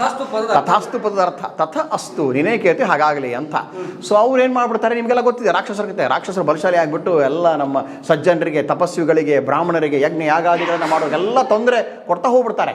ಕೊನೆಗೆ ಏನು ಮಾಡ್ತಾನೆ ಅಂತಂದರೆ, ಸ್ವತಃ ಈಶ್ವರನೇ ವಿಷ್ಣುವನ್ನು ಬಿಲ್ಲಾಗಿಸಿಕೊಂಡು ಬ್ರಹ್ಮನ ಒಂದು ರಥದಲ್ಲಿ ಕುಳಿತು, ತುಂಬ ಚೆನ್ನಾಗಿ ವರ್ಣನೆ ಬರ್ತದೆ, ಅದೆಲ್ಲ ವರ್ಣನೆ ಬೇಡ, ಏನು ಮಾಡ್ತಾನೆ ಅಂದರೆ, ಒಂದೇ ದಿಕ್ಕಿನಲ್ಲಿ ಆ 3 ಪುರಗಳು, ಎಷ್ಟೋ ಸಂವತ್ಸರಗಳಿಗೆ ಒಮ್ಮೆ ಬಾರಿ ಆ 3 ಪುರಗಳು ಒಂದೇ ಕಡೆ ಬರ್ತಾವೆ. ಒಂದು ಬಂಗಾರದ ಪುರ, ಬೆಳ್ಳಿಯ ಪುರ, ಕಂಚಿನ ಪುರ, ಹೀಗೆ ಬೇರೆ ಬೇರೆ ಪುರಾಣಗಳಲ್ಲಿ ಬೇರೆ ಬೇರೆ ರೀತಿ ವರ್ಣನೆ ಇದೆ. ಇದು ಆ 3 ಪುರಗಳನ್ನು ಒಂದೇ ದಿಕ್ಕಿನಲ್ಲಿ ಬಂದಾಗ ಆ ಧನಸ್ಸನ್ನು ಏರಿಸಿಕೊಂಡು ಶಿವ ಏನು ಮಾಡ್ತಾನೆ ಅಂದರೆ, ಒಂದೇ ಬಾಣದಿಂದ 3 ಅಸುರಗಳನ್ನು, ತ್ರಿಪುರ ಅಂದರೆ 3 ಪುರ, ಆ 3 ಪುರಗಳನ್ನು ಶಿವ ಧ್ವಂಸ ಮಾಡ್ತಾನೆ. ಇದನ್ನು ನಾವು ತ್ರಿಪುರ ಅಂತ ದಹನ ಅಂತ ಕರಿತೀವಿ. ಇದು ಶಿವನ ಒಂದು ರೂಪ. ಶಿವನ ರೂಪಗಳನ್ನು ನಾವು 2 ರೀತಿ ವಿಂಗಡಣೆ ಮಾಡ್ತೀವಿ, ಒಂದು ಸಂಹಾರ ಮೂರ್ತಿಗಳು, ಒಂದು ಲೀಲಾ ಮೂರ್ತಿಗಳು ಅಂತ. ಶಿವ ಪಾರ್ವತಿಯೊಡನೆ ಮ್ಯಾರೇಜ್ ಮಾಡ್ಕೋತಾನೆ ತಾನೆ, ಅದು ಒಂದು ಲೀಲಾ ಸ್ವರೂಪ. ಅದು ಶಿವ ಏನು ಮಾಡ್ತಾನೆ ಅಂತಂದರೆ, ಇಲ್ಲಿ ತ್ರಿಪುರಗಳನ್ನು ಧ್ವಂಸ ಮಾಡ್ತಾನೆ. ಇದು ಸಂಹಾರ ಮೂರ್ತಿ ಅಂತ ನಾವು ಕರಿತೀವಿ. ಮೂರ್ತಿ ಶಿಲ್ಪಶಾಸ್ತ್ರದಲ್ಲಿ ಈ ಬಗ್ಗೆ ಭಾಳ ದೊಡ್ಡ ಚರ್ಚೆ ಇದೆ, ಬಹಳಷ್ಟು ಜನ ವಿದ್ವಾಂಸರು ಇದ್ರ ಬಗ್ಗೆ ಬರೆದಾರೆ. ಅಂತಹ ಒಂದು ಶಿಲ್ಪವನ್ನು ನೋಡಿ, ನಾನು ಏನು ಈ ಕಥೆ ಹೇಳಿದ್ನಲ್ಲ, ಇಡೀ ಕಥೆಯನ್ನು ನಮ್ಮ ಶಿಲ್ಪಿ ಒಂದೇ ಶಿಲ್ಪದಲ್ಲಿ ತೋರಿಸಿದ್ದಾನೆ. ಇಲ್ಲಿ ಶಿವ ಇದ್ದಾನೆ, ಇಲ್ಲಿ ಶಿವ, ಆ ಶಿವ ಬಿಲ್ಲನ್ನು ಹಿಡಿದಿದ್ದಾನೆ. ಆ 3 ತ್ರಿಪುರಗಳನ್ನು ಎಷ್ಟು ಚೆನ್ನಾಗಿ ತೋರಿಸಿದೆ ನೋಡಿ, 1 2 3 ಒಂದೇ ಬಾಣದಿಂದ ಆತ ಏನು ಮಾಡ್ತಾನೆ, ತ್ರಿಪುರಗಳನ್ನು ಧ್ವಂಸ ಮಾಡ್ತಾನೆ. ಒಂದು ತುಂಬ ಚೆನ್ನಾಗಿರೋ ಸ್ಟೋರಿಯನ್ನು ಈ ರೀತಿ ತೋರಿಸಿದ್ದಾನೆ. ಇಡೀ ಶಿವಪುರಾಣದ ಕಥೆಯನ್ನು ಒಂದೇ ಪ್ಯಾನಲ್ನಲ್ಲಿ ತೋರಿಸಿದ್ದಾನೆ. ಒಂದು ಪ್ಯಾನಲ್ ಅಂತ ನಾವು ಕರಿತೀವಿ ಅದಕ್ಕೆ, ಒಂದೇ ಪ್ಯಾನಲ್ನೇ ಅವನು ತೋರಿಸಿದ್ದಾನೆ ಸರ್. ಸೊ ಹೀಗೆ ನಮ್ಮ ಸಾಮಾನ್ಯ ಜನರಿಗೆ ವಾಸ್ತುಶಿಲ್ಪ ಅರ್ಥ ಆಗೋಲ್ಲ. ಇದು ಯಾವ ನಾಗರ ಶೈಲಿ, ದ್ರಾವಿಡ ಶೈಲಿ, ಅವ್ರಿಗೆ ಹಿಡಿದಿಟ್ಕೊಳ್ಳೋದು ಯಾವುದ್ರೆ ಇಂಥ ಕಥೆಗಳು. ಒಬ್ಬ ಸಾಮಾನ್ಯ ವ್ಯಕ್ತಿ ಬರ್ತಾನೆ, ಅವನು ಸಾಮಾನ್ಯ ವ್ಯಕ್ತಿಗೆ ಇದು ಶೈವ ದೇವಸ್ಥಾನ ಆಗಿರೋದ್ರಿಂದ ಶಿವನ ಲೀಲೆಗೆ ಸಂಬಂಧಪಟ್ಟ ಇಂಥ ಕಥೆಗಳನ್ನು ಹೇಳೋದ್ರಿಂದ ಒಬ್ಬ ಸಾಮಾನ್ಯ ವ್ಯಕ್ತಿ ಪುರಾಣಗಳನ್ನು ಓದಿರೋಲ್ಲ. ವಿದ್ವಾಂಸರು ಪುರಾಣ ಓದಿರ್ತಾರೆ. ವಿದ್ವಾಂಸನಿಗೆ ತ್ರಿಪುರಾಂತಕ ದಹನದ ಕಥೆ, ಸ್ಕಂದ ಪುರಾಣ, ಶೈವ ಪುರಾಣ, ಬ್ರಹ್ಮ ಪುರಾಣ, ಬ್ರಹ್ಮ ವಿವರ್ತ ಪುರಾಣದೆಲ್ಲ ಇದೆಯಪ್ಪ ಗೊತ್ತಿದೆ ಅಂತ ಓದಿರ್ತಾನೆ. ನಾನೊಬ್ಬ ಕಾಮನ್ ಪರ್ಸನ್, ನನಗೆ ಅದು ಗೊತ್ತಿರಲ್ಲ, ನನಗೆ ತಿಳಿಸ್ಬೇಕಪ್ಪ ಇದನ್ನು. ಏನು ಮಾಡಬೇಕೀಗ ಶಿಲ್ಪಿ ಏನು ಮಾಡ್ತಾನೆ ಅಂದರೆ, ಒಂದೇ ಒಂದು ಪೆನಲ್ನಲ್ಲಿ ಕಥಾಪಟ್ಟಿಕೆ ಅಂತ ಕರಿತೀವಿ ನಾವು ಅದನ್ನು, ಆ ಕಥಾಪಟ್ಟಿಕೆಯಲ್ಲಿ ಈ ರೀತಿ ಕಥೆಯನ್ನು ಹೇಳ್ತಾನೆ. ಕಥಾಪಟ್ಟಿಕೆ. ಸೊ ಈ ದೇವಸ್ಥಾನದ ವಿಶೇಷತೆ ಏನು ಅಂದರೆ, ಇಂಥ ಕಥಾಪಟ್ಟಿಗಳು ಸಾಕಷ್ಟು ಇವೆ. ಇದ್ರ ಇಂಟ್ರೆಸ್ಟಿಂಗ್ ಪಾಯಿಂಟ್ ಏನಂದರೆ, ಇದಕ್ಕಿಂತ ಆಕರ್ಷಣೆ ಮಾಡೋದು ನಮಗೆ ಕಥೆಗಳು, ಪಂಚತಂತ್ರ ಕಥೆಗಳು. ಪ್ರಾಣಿಗಳು ಮನುಷ್ಯರ ಹಾಗೆ ಮಾತಾಡ್ತಾವು, ಪ್ರಾಣಿಗಳು ಕಥೆಯನ್ನು ಹೇಳ್ತಾವು, ಅಂಥ ಶಿಲ್ಪಗಳು ಕೂಡ ಇಲ್ಲಿವೆ ಅಂದರೆ ನಿಮಗೆ ಬಹಳ ಆಶ್ಚರ್ಯ ಆಗ್ತದೆ. ಬನ್ನಿ, ಈ ಪುರಾಣದ ಹೊರತಾಗಿ ಅಂಥ ಶಿಲ್ಪಗಳನ್ನು ಕೂಡ ನಾವಿಲ್ಲಿ ನೋಡೋಣ. ಖಂಡಿತ. ಎಸ್ ಗುರುಗಳೇ, ಸರ್ ಪಂಚತಂತ್ರ ತೋರಿಸ್ತೀನಿ ಅಂದ್ರೆ. ಹಾಂ ಸರ್, ಆ ಪಂಚತಂತ್ರಕ್ಕೆ ಹೋಗಿಂತ ಮುಂಚೆ ರಾಮಾಯಣದ್ದು ಇನ್ನೊಂದೆರಡು ನೋಡ್ಕೊಂಡು ಹೋಗ್ಬಿಡೋಣ, ತುಂಬ ಚೆನ್ನಾಗಿದೆ ಸರ್. ಬಹುಶಃ ಏನು ಈ ದೇವಾಲಯದ ಶಿಲ್ಪಿಗೆ ಜಟಾಯು ಮೇಲೆ ಏನೋ ಬಹಳ ಪ್ರೀತಿ ಇದ್ದಂಗಿದೆ ಅನ್ಸುತ್ತಪ್ಪ ನನಗೆ. ಮೇಲಿಂದ ಮೇಲೆ ಜಟಾಯು ಶಿಲ್ಪಗಳನ್ನೇ ನಾವು ಈಗ ತಾನೇ ಕಂಬದಲ್ಲಿ ನೋಡಿದ್ವಿ. ಇನ್ನೊಂದು ಜಟಾಯು ಅಭಿಮಾನಿಗಳು ಇರ್ಬೋದು ನೋಡಿ. ಇಲ್ಲೇ ಕೂಡ ಇದಕ್ಕೆ ನಾವು ದೇವಾಲಯದ ಭಿತ್ತಿಯ ಭಾಗ ಅಂತ ನಾವು ಕರಿತಾ ಇದ್ದೀವಿ. ಈ ಭಿತ್ತಿಯ ಭಾಗದಲ್ಲಿ ರಾಮಾಯಣದ ಪ್ರಸಂಗಗಳನ್ನು ತುಂಬ ಚೆನ್ನಾಗಿ ಶಿಲ್ಪಿ ದ್ವಿದೃಶ್ಯದಲ್ಲಿ ತೋರಿಸಿದ್ದಾನೆ. 2 ಶಿಲ್ಪದಲ್ಲಿ ನೋಡಿ, ಇಲ್ಲಿ ರಾಮ ಮತ್ತು ಸೀತೆ ಕುಳಿತಿದ್ದಾರೆ. ಇದು ನಮ್ಮ ರಾಮಾಯಣದ ಬಹು ಮುಖ್ಯವಾದ ಪ್ರಸಂಗವಾದ ಮಾಯಾಮೃಗ ಪ್ರಸಂಗ. ಆ ಸೀರಿಯಲ್ ಬರ್ತಿತ್ತಾನೆ, ಮಾಯಾಮೃಗ ಮಾಯಾಮೃಗ ಮಾಯಾಮೃಗವಿಲ್ಲಿ. ನೋಡಿ, ಯಾಕೆ ಮಾಯಾಮೃಗ ಅಷ್ಟು ಇಂಪಾರ್ಟೆನ್ಸ್ ಅನ್ನು ಗಳಿಸ್ತೀವಿ ಅಂದರೆ, ಇಡೀ ರಾಮಾಯಣಕ್ಕೆ ತಿರುವು ಕೊಡುವ ಘಟನೆ ಅಂದರೆ ಮಾಯಾಮೃಗ ಅಂತ ನಾವು ಕರಿತೀವಿ. ಒಂದು ವೇಳೆ ಸೀತೆ ಮಾಯಾಮೃಗವನ್ನು ಬೆನ್ ಹತ್ತಿ ಆ ಮಾಯಾಮೃಗ ಬೇಕು ಅಂತ ತನ್ನ ಪತಿದೇವರಿಗೆ ಹೇಳದೇ ಇದ್ರೆ, ರಾಮ ಅಲ್ಲಿ ಹೋಗದೇ ಇದ್ರೆ, ಸೀತೆ ಕಿಡ್ನ್ಯಾಪ್ ಆಗದೇ ಇದ್ರೆ ರಾಮಾಯಣ ನಡೀತಾ ಇರ್ತಿರಲಿಲ್ಲ. ಇದಂತಾನೆ. ಸೊ ಇಡೀ ಎಪಿಕ್ಕಲ್ಲಿ, ಇಡೀ ಒಂದು ಮಹಾಕಾವ್ಯದಲ್ಲಿ it is been considered as a key episode ಅಂತ ಕರಿತೀವಿ ನಾವು. ಒಂದು ಬಹಳ ಪ್ರಮುಖ ಘಟನೆ, ಕೇಂದ್ರ ಬಿಂದು ಅಂತ ಕರಿತೀವಿ ನಾವು. ಆದ್ದರಿಂದ ನಮ್ಮ ಶಿಲ್ಪಿಗಳು ಆ ಕಥೆಯನ್ನೇ ತಗೊಂಬಂದ್ಬಿಟ್ಟು ದೇವಾಲಯದಲ್ಲಿ ಮಾಡ್ತಾ ಇದ್ದಾರೆ. ಒಂದು ಉದ್ದೇಶ, ಮುಖ್ಯ ಭಾಗ ಮಾಯಾಮೃಗ ಒಂದು. ಎರಡನೇದು ಪರಸ್ತ್ರೀ, ನಮ್ಮ ಜಾನಪದರು ಹೇಳಿದ್ದಾರೆ, ತಾಳಿ ಕಂಡು ಕೈ ಮುಗಿಯಪ್ಪ ಅಂತ ಹೇಳಿದ್ದಾರೆ. ಇನ್ನೊಬ್ಬರ ಮಡದಿಯನ್ನ ತಾಯಿ ಹಾಗೆ ಕಾಣು ಅಂತ ಹೇಳಿದ್ದಾರೆ. ಇಡೀ ನಮ್ಮ ರಾಮಾಯಣ ಸಂದೇಶ ಕೂಡ ಅದೇ ತಾನೇ.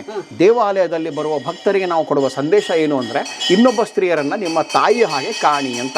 ಅದನ್ನೇ ನಮ್ಮ ಮಹಾಕಾವ್ಯಗಳು ಕೂಡ ಹೇಳ್ತಾ ಇವೆ. ಅದನ್ನೇ ನಮ್ಮ ಶಿಲ್ಪಿಗಳು ಕೂಡ ಏನು ಮಾಡಿದ್ದಾರೆ ಅಂತಂದರೆ, 1-2 ದೃಶ್ಯದಲ್ಲಿ ಅದನ್ನು ತೋರಿಸ್ಲಿಕ್ಕೆ ಪ್ರಯತ್ನ ಪಟ್ಟಿದ್ದಾರೆ. ನೋಡಿ ಹೇಗೆ ತೋರಿಸಿದ್ದಾರೆ ನೋಡೋಣ. ಇಲ್ಲಿ ಒಂದೇ ಶಿಲ್ಪದಲ್ಲಿ ಇಲ್ಲಿ ಸೀತೆ ಕುಳಿತಿದ್ದಾಳೆ, ವೃಕ್ಷವನ್ನು ಬ್ಯಾಕ್ಗ್ರೌಂಡ್ ಆಗಿ ತೆಗೆದುಕೊಂಡಿದ್ದಾನೆ. ರಾಮ ಇಲ್ಲಿ ಬಿಲ್ಲು ಬಾಣವನ್ನು ಹಿಡಿದುಕೊಂಡು ನಿಂತಿದ್ದಾನೆ. ಸೀತೆ ಕೈಯನ್ನ ಮೇಲಕ್ಕೆತ್ತಿ ಹೇಳ್ತಾ ಇದ್ದಾಳೆ, ನನಗೆ ಮಾಯಾಮೃಗ ಬೇಕು ಅಂತ. ಒಂದು ಸೀನ್ ಮುಗೀತು ಸರ್ ಇಲ್ಲಿ. ಓಕೆ, ಇಷ್ಟಲ್ಲೇ ಒಂದು ಸೀನ್ ಮುಗೀತು. ಎರಡನೇ ದೃಶ್ಯಕ್ಕೆ ನಾವು ಬರೋಣ. ಈ ದೃಶ್ಯದಲ್ಲಿ ರಾಮ ಬಿಲ್ಲನ್ನ ಹೆದಗೇರಿಸಿ ಆ ಬಾಣವನ್ನು ಬಿಡ್ತಾ ಇದ್ದಾನೆ. ಇಲ್ಲಿ ಮಾಯಾಮೃಗ ತೋರಿಸಿದ ನೋಡಿ. ಇಲ್ಲಿ ಮಾಯಾ ಜಿಂಕೆ, ಆ ಮಾಯಾ ಜಿಂಕೆಗೆ ಬಾಣ ನೆಟ್ಟಿದೆ ನೋಡಿ. ಬಾಣ ನೆಟ್ಟಿದ್ ಕೂಡ ತೋರಿಸ್ತಾ ನೋಡಿ. ನೆಕ್ಸ್ಟ್ ಸೀನನ್ನು ಇಲ್ಲೇ ತೋರಿಸ್ಬಿಡ್ತಾ ನೋಡಿ. ಇಲ್ಲಿ ಬಿದ್ದಿದೆ. ಇದು ಜಿಂಕೆಯಲ್ಲ, ಮಾನವ. ಯಾರವನು ಮಾನವ? ಮಾರೀಚ ಜಿಂಕೆಯ ರೂಪವನ್ನು ತಾಳಿ ಸೀತೆಯನ್ನು ಅಪಹರಣ ಮಾಡ್ಕೊಳ್ಳಿಕ್ಕೆ ಆತ ಏನು ಮಾಡ್ತಾನೆ ಅಂತಂದರೆ, ರಾವಣನಿಗೆ ಸಹಾಯ ಮಾಡ್ತಾ ಇರ್ತಾನೆ. ಆ ಮಾರೀಚ ಬಿದ್ದುದನ್ನು ತೋರಿಸ್ತಾನೆ. ಇಷ್ಟೇ ಪೆನ್ನಲ್ಲಿ ಇಡೀ ಒಂದು ಕಥೆಯನ್ನು ತೋರಿಸ್ತಾನೆ. ಇದೇ ನಮ್ಮ ಕಥಾ ನಿರೂಪಕ ಶಿಲ್ಪಗಳ ಶಕ್ತಿ ಸರ್. ಇನ್ನೊಂದು ನೋಡೋಣ. ಈಗ ನೆಕ್ಸ್ಟ್ ಸೀನ್ಗೆ ಹೋಗೋಣ. ನೋಡಿ ಇಲ್ಲಿ ಎಷ್ಟು ಚೆನ್ನಾಗಿ ತೋರಿಸಿದ್ದಾನೆ. ಇಲ್ಲಿ ಇವನು ರಾವಣ 10 ತಲೆ ಇತ್ತು. ಆ 10 ತಲೆ 20 ಕೈ ಇರುವ ರಾವಣನ 4-5 ಕೈಗಳನ್ನು ಇಲ್ಲಿ ಸಾಂಕೇತಿಕವಾಗಿ ತೋರಿಸಿದ್ದಾನೆ. ಜಟಾಯು ಬರುತ್ತೆ. ಜಟಾಯುವಿನ ಉದ್ದೇಶ ಏನಪ್ಪಾ ಅಂದರೆ ಸೀತೆಯನ್ನು ರಕ್ಷಣೆ ಮಾಡೋದು. ಸೀತೆಯನ್ನು ಇಲ್ಲಿ ಪುಷ್ಪಕ ವಿಮಾನದಲ್ಲಿ ತೋರಿಸಿದ ನೋಡಿ. ವಿಮಾನ ನೋಡಿ ಹೇಗೆ ತೋರಿಸಿದ್ದಾನೆ, ಎಷ್ಟು ಚೆನ್ನಾಗಿ. ಆ ಪುಷ್ಪಕ ವಿಮಾನದಲ್ಲಿ ಸೀತೆ ಕುಳಿತಿದ್ದಾಳೆ. ಸುಣ್ಣ ಬಳಿದು ಬಿಟ್ಟಿದ್ದಾರೆ, ಈಗ ಕ್ಲಿಯರ್ ಇಲ್ಲ ಅದು. ಇಲ್ಲಿ ಪುಷ್ಪಕ ವಿಮಾನದಲ್ಲಿ ಸೀತೆ ಕುಳಿತಿದ್ದಾಳೆ. ಇಲ್ಲಿ ಜಟಾಯುವಿನೊಂದಿಗೆ ಹೋರಾಟ ಮಾಡ್ತಾನೆ. ಕೊನೆಗೆ ಗೆಲ್ಲೋದು ಯಾರು? ರಾವಣ ತಾನೆ. ಜಟಾಯು ಬಿದ್ದುಬಿಡುತ್ತೆ. ಅದರ ರೆಕ್ಕೆಗಳನ್ನು ಕಟ್ ಮಾಡಿಬಿಡ್ತಾನೆ ರಾವಣ. ಆ ಕಟ್ ಮಾಡಿದಂತಹ ರೆಕ್ಕೆಗಳನ್ನು ಹೊಂದಿರುವಂತಹ ಜಟಾಯು ಬಿದ್ದುದನ್ನು ಇಲ್ಲಿ ತೋರಿಸ್ತಾನೆ. ಜಟಾಯು ಇದು ಒಂದೇ ಪ್ಯಾನಲ್. ಇದಕ್ಕೆ ನಾವು ಸರ್ ನಾವು ಇದಕ್ಕೆ ಇತಿಹಾಸಕಾರರು ಏನು ಹೇಳ್ತೀವಿ, ಕಲಾ ಇತಿಹಾಸಕಾರ ಅಂದರೆ ಏಕ ದೃಶ್ಯ ಕಥಾನಕ ಅಂತ ಕರಿತೀವಿ. ಸಿಂಗಲ್ ಮೋನೋಸಿನಿಕ್ ಮೋಡ್ ಅಂತ ನಮ್ಮ ಪಾಶ್ಚಾತ್ಯ ವಿದ್ವಾಂಸರು ಇದನ್ನ ಕರೀತಾರೆ. ಒಂದೇ ಸೀನ್ನಲ್ಲಿ ಇಡೀ ಕಥೆಯನ್ನು ಆತ ಹೇಳ್ಬಿಡ್ತಾನೆ. ನಾನು ಇಷ್ಟೆಲ್ಲ ಹೇಳೋದನ್ನ ಆತ ಒಂದೇ ಕಥೆ ಎಷ್ಟು ಚೆನ್ನಾಗಿ ತೋರಿಸಿಬಿಡಿದೆ ನೋಡಿ. ಶಿಲ್ಪಿಗಳು ಒಂದೇ ಸೀನಲ್ಲಿ ತೋರಿಸ್ಬಿಡೋರು ನೋಡಿ, ಎಷ್ಟು ಚೆನ್ನಾಗಿ ತೋರಿಸಿದ್ದಾರೆ ರಾವಣನ ಕಥೆಯನ್ನು. ಹೌದಾ ಸರ್? ಈಗ ಪಂಚತಂತ್ರಕ್ಕೆ ಹೋಗೋಣ ಸರ್. ನಾವು ತುಂಬ ಇಂಟ್ರೆಸ್ಟಿಂಗ್ ಆಗಿದೆ ಸರ್. ಒಳಗಡೆ ಇದ್ವಿ, ಹೊರಗಡೆ ಕರ್ಕೊಂಡ್ಬಂದ್ರಿ ಸರ್. ಈ ನಮ್ಮ ನವಲಿಂಗೇಶ್ವರ ದೇವಾಲಯದ ಭಿತ್ತಿಯ ಹಿಂಭಾಗದಲ್ಲಿ ಪಂಚತಂತ್ರದ ಕಥೆಗಳನ್ನು ಅವರು ಕೊಟ್ಟಿದ್ದಾರೆ ನೋಡಿ. ಆಗಿನ ಕಾಲದ ಶಿಲ್ಪಿಗಳು ಎಷ್ಟು ಅವ್ರಿಗೊಂದು ಒಳ್ಳೆ ಐಡಿಯಾ ಇತ್ತು ಅಂದರೆ, ಈ ದೇವರು ಧರ್ಮ ಆರಾಧನೆಯ ಕಥೆಗಳನ್ನು ದೇವಾಲಯದ ಒಳಭಾಗದಲ್ಲಿಯೂ, ಅಂದರೆ ನಾವು ಈ ಶಿಲ್ಪ ಮತ್ತು ಸಾಹಿತ್ಯದಲ್ಲಿ 2 ವಿಂಗಿದೆ, ಒಂದು ಲೌಕಿಕ, ಒಂದು ಧಾರ್ಮಿಕ ಅಂತ. ಈಗ ರಾಮಾಯಣ ಇರ್ಬೋದು, ಪುರಾಣ ಇರಬಹುದು, ಆ ಕಥೆಗಳನ್ನು ಹೆಚ್ಚಾಗಿ ದೇವಾಲಯದ ಒಳಗಡೆ ಅವರು ಖಂಡಿಸ್ತಾ ಇದ್ರು. ಕೆಲವೊಂದು ಕಡೆ ಒಳಗಡೆನೂ ಇದೆ. ಪಂಚತಂತ್ರದ ಕಥೆಗಳನ್ನು ದೇವಾಲಯದ ಹೊರಭಾಗದಲ್ಲಿ ಖಂಡಿಸ್ತಾ ಇದ್ರು. ಬಟ್ ಇದಕ್ಕೆ ವ್ಯತಿರಿಕ್ತವಾಗಿ ನಮಗೆ ಬಾದಾಮಿ ಚಾಲುಕ್ಯರ ದೇವಾಲಯಗಳಲ್ಲಿ ಒಳಭಾಗದಲ್ಲಿ ಕೂಡ ಪಂಚತಂತ್ರ ಕಥೆ ಇವೆ. ನಾವು ಈಗ ಚರ್ಚೆ ಮಾಡ್ತಾ ಇದ್ವಿ ಕೋಪೇಶ್ವರ ದೇವಾಲಯ ಖಿದ್ರಾಪುರ್, ಅಲ್ಲಿ ಕೂಡ ನಮಗೆ ಪಂಚತಂತ್ರದ ಕಥೆಗಳು ಸಿಗ್ತಾ ಇವೆ. ಹೀಗೆ ಕರ್ನಾಟಕದ ಹಲವಾರು ಕಡೆ ನಮಗೆ ಪಂಚತಂತ್ರದ ಕಥೆಗಳು ಸಿಗ್ತಾ ಇವೆ. ನಮ್ಮ ಡಾಕ್ಟರ್ ಚನ್ನಬಸಪ್ಪ ಪಾಟೀಲ್ ಅನ್ನೋರು ಪಂಚತಂತ್ರ ಸ್ಕಲ್ಪ್ಚರ್ಸ್ ಇನ್ ಕರ್ನಾಟಕ ಅಂತ ಪುಸ್ತಕನೇ ಮಾಡಿದ್ದಾರೆ. ಕರ್ನಾಟಕ ಶಿಲ್ಪಗಳಲ್ಲಿ ಪಂಚತಂತ್ರ ಅಂತ ಹೇಳಿ ಇವೆಲ್ಲ ಶಿಲ್ಪಗಳ ಬಗ್ಗೆ ತುಂಬ ಚೆನ್ನಾಗಿ ರಿಸರ್ಚ್ ಮಾಡಿದ್ದಾರೆ ಸರ್ ಅವರು. ಈಗ ಅಂಥ ಶಿಲ್ಪಗಳು ನಮ್ಮ ಕುಕನೂರಿನ ನವಲಿಂಗೇಶ್ವರ ದೇವಾಲಯದಲ್ಲಿ ಸಿಗೋದು ಒಂದು ಬಹಳ ವಿಶೇಷ ಅಂತ ನಾವು ಹೇಳ್ಬೋದು. ಇಲ್ಲಿ ನಾವು ಪಂಚತಂತ್ರದ ಅನೇಕ ಕಥೆಗಳನ್ನು ನೋಡ್ತಾ ಇದ್ದೀವಿ ನಾವು. ಇಲ್ಲೊಂದು ಶಿಲ್ಪ ಇದೆ ಸರ್, ನಂತರ ಇಲ್ಲೊಂದು ಶಿಲ್ಪ ಇದೆ ಪಂಚತಂತ್ರಕ್ಕೆ ಸಂಬಂಧಪಟ್ಟಂತಹ ಶಿಲ್ಪ, ಇಲ್ಲೊಂದು ಶಿಲ್ಪ ಇದೆ. ಈಗ ಉದಾಹರಣೆಗೆ ಒಂದು ಶಿಲ್ಪದ ಕಥೆಯನ್ನು ನಾವು ನೋಡೋದಾದ್ರೆ, ಈ ಪಂಚತಂತ್ರದ ಕಥೆಗಳಿಗೆ ನಾವು ಬಂದರೆ ಸ್ವಲ್ಪ ಸಾಹಿತ್ಯದ ಹಿನ್ನೆಲೆಯನ್ನು ನೋಡೋಣ. ಈ ಪಂಚತಂತ್ರ ಅಂತಂದ್ರೆ 5 ತಂತ್ರಗಳು ಅಂತ.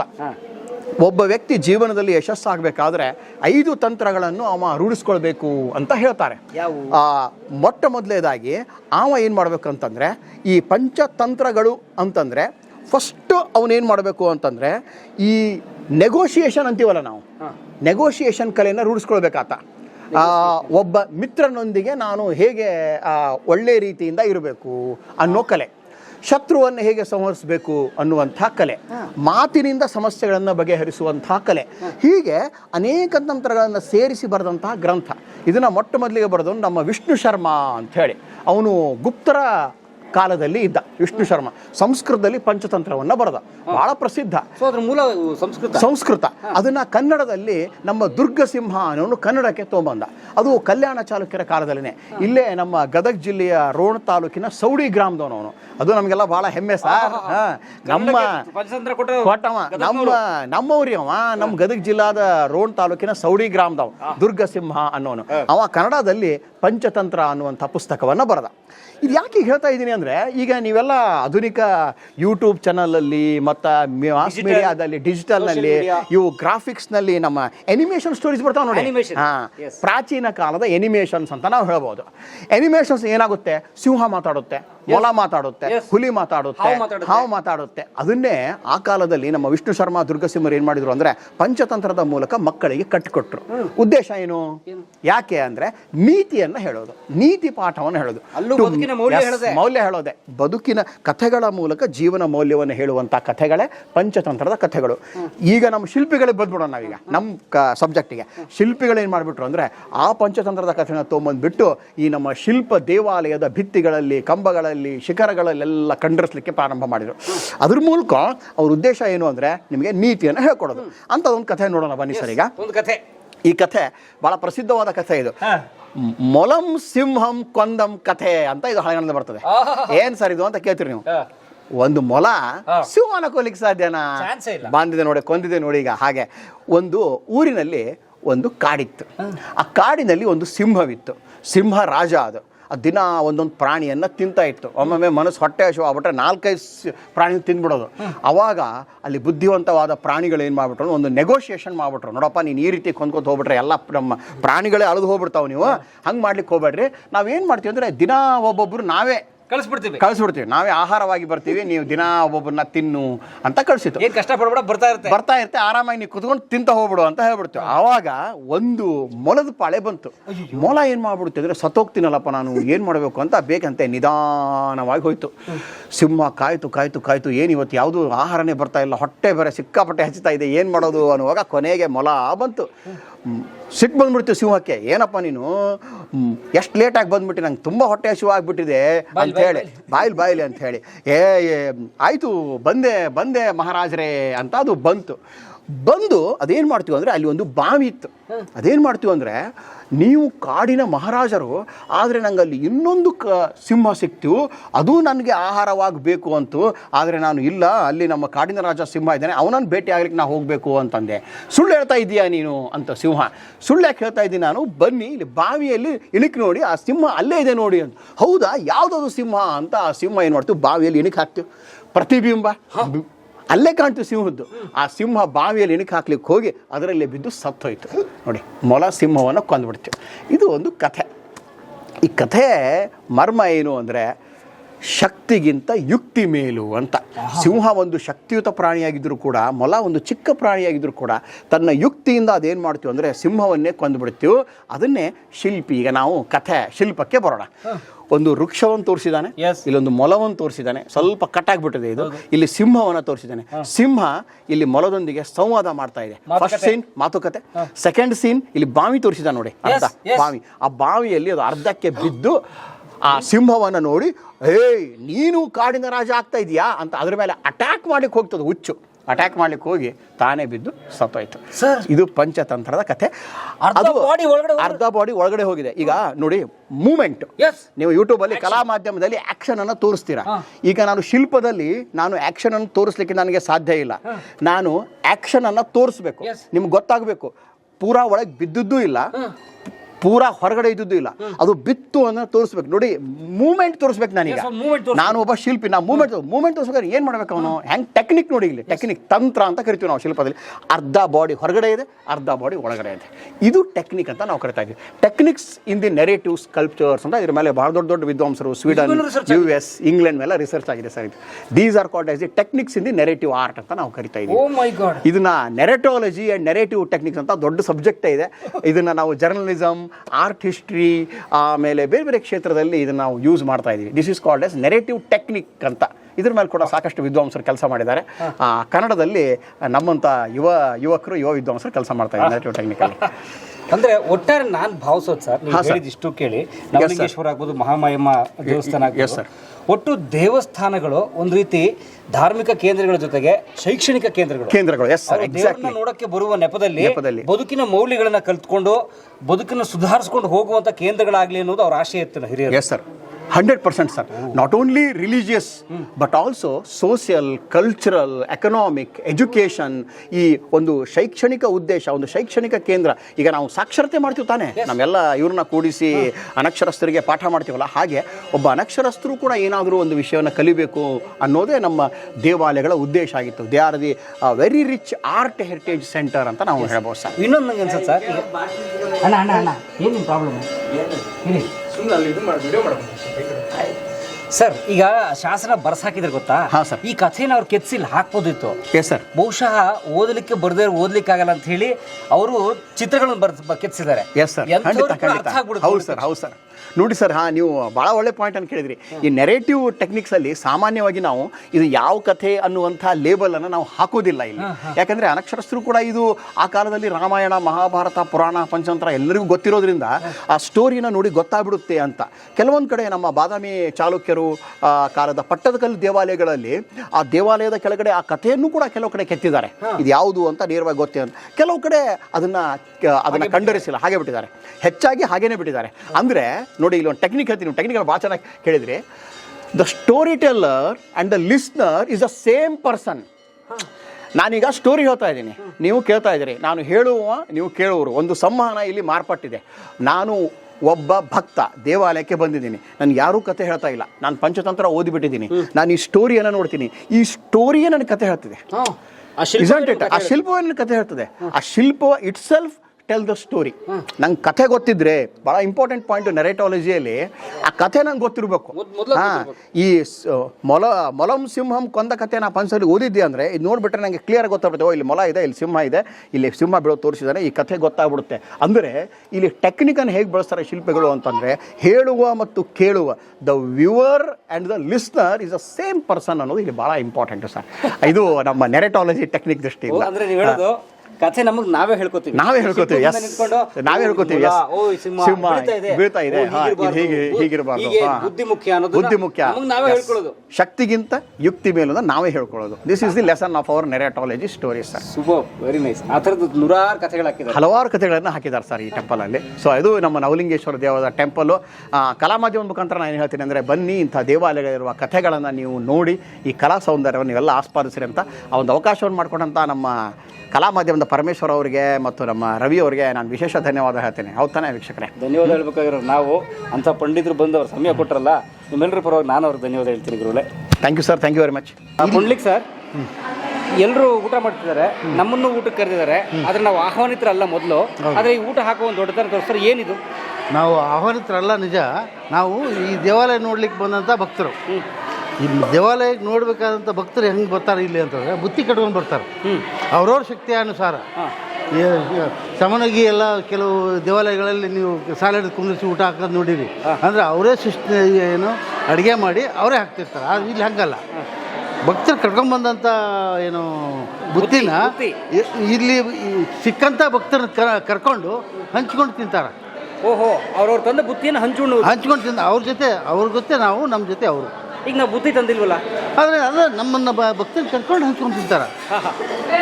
ಇನ್ನೂ ಉತ್ತರ ಕರ್ನಾಟಕದಲ್ಲಿ ಒಂದು ಭಾಳ ಪ್ರಚಲಿತವಾದ ಒಂದು ಗಾದೆ ಮಾತೈತಿ, ಏನಂದರೆ ತಿರ್ಕೊಂಡು ಬಂದು ಕರ್ಕೊಂಡು ಉಣ್ಣು ಅಂತ. ತಿರ್ಕೊಂಡು ಬಂದು ಕರ್ಕೊಂಡು ಉಣ್ಣು ಅಂದರೆ ನಾವು ಭಿಕ್ಷೆ ಬೇಡಿ ತಂದರೂ ಕೂಡ ನಾವು ಎಲ್ಲರೂ ಒಂದಾಗಿ ಕರೆದು ಊಟ ಮಾಡೋಣ, ನಾವು ಎಲ್ಲರೂ ಕೂಡಿ ಅಂತ, ಹಂಚಿ ಉಣ್ಣೋಣ. ಎಂತ ಒಂದು ಕುಟುಂಬ. ನಾವು ಹೊರಗಿನವರಾದರೂ ಕೂಡ ಅತಿಥಿಗಳು ಅಂತ ನಮ್ಮನ್ನು ಟ್ರೀಟ್ ಮಾಡ್ತಾರೆ ಅವರು. ತಮಗೆ ಅತಿಥಿಗಳು. ಹೌದು, ಬನ್ನಿ ಊಟ ಮಾಡೋಣ. ಎಸ್ ಅಮ್ಮ, ನಮಸ್ತೆ. ಚೆನ್ನಾಗಿದ್ದೀರಾ? ಯಾವರು? ನಾವು ಸಂಶಯ ಎಲ್ಲಿ ಬರುತ್ತೆ? ಕಬ್ಬೂರು. ಹಾಂ, ಎಲ್ಲಿ ಬರುತ್ತೆ ಕಬ್ಬೂರು? ಹಾವೇರಿ ಜಿಲ್ಲೆ. ಓ, ನಮ್ಮ ಮುಖ್ಯಮಂತ್ರಿಗಳ ಜಿಲ್ಲೆ. ಓಕೆ. ಏನು ವಿಶೇಷ ಇಲ್ಲಿ? ದೀಡ್ ನಮಸ್ಕಾರ ಹಾಕಿದ್ದಾರೆ. ದೀಡ್ ನಮಸ್ಕಾರ ಹಾಕಿ ಬಂದಿದ್ದೀರಿ? ಹಾಂ. ಏನೇನು ಅಡುಗೆ ತಂದಿದ್ದೀರಿ? ಏನೇನು ತಂದಿದ್ದೀರಿ ಊಟ? ಎಲ್ಲ ತಂದಿವಿ. ತಂದಿದ್ದೀರಿ ನಮಗೆ ಕೊಡ್ತೀರಿ ಈಗ? ಹ್ಞೂ ಕೊಡ್ತೇವೆ. ಓ ಭಾಳ ಥ್ಯಾಂಕ್ಸ್, ಬನ್ನಿ. ಊಟ ಮಾಡ್ರಿ. ಖಂಡಿತ ಮಾಡ್ತೀವಿ, ಬಿಡಲ್ಲ ನಾವು.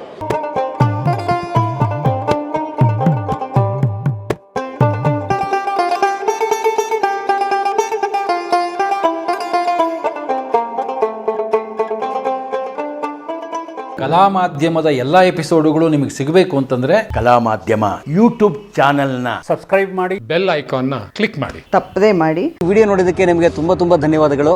ಪುಸ್ತಕಗಳನ್ನು ಓದು ಮನಸ್ಸನ್ನು ಅರಳಿಸುತ್ತೆ, ಬುದ್ಧಿಯನ್ನು ಚುರುಕು ಮಾಡುತ್ತೆ, ಕಾಣದ ಹೊಸ ಲೋಕವನ್ನು ಪರಿಚಯಿಸುತ್ತೆ. ಹಾಗಾಗಿ ಓದುವ ಸಂಸ್ಕೃತಿ ಹೆಚ್ಚಾಗ್ಲಿ. ಧನ್ಯವಾದ.